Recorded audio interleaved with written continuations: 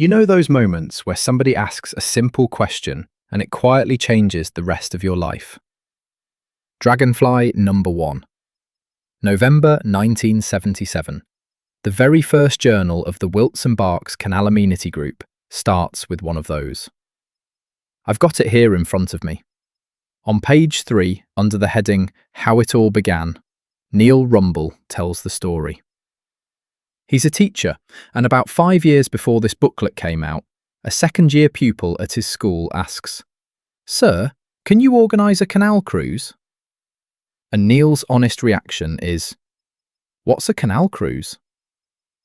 Not the most promising start for a future canal champion, but he goes off, finds out what one is, and the very next year, 3 staff, 3 boats, and 21 boys set out from Rugby.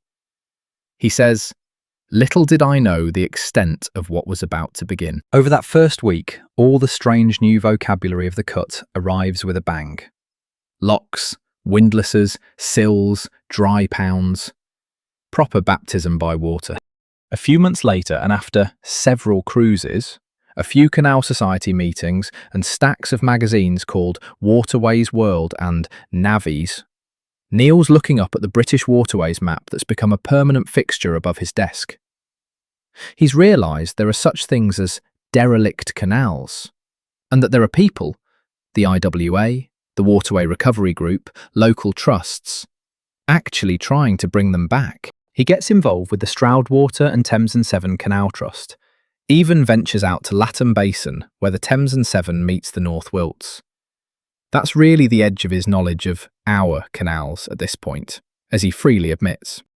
But even from that thin base, he looks at the Wilts and Berks and the North Wilts and decides these historic cups were worthy of a better fate than gradual decay in the wilds of Wiltshire and now Oxfordshire, with the occasional bulldozer doing the quicker damage.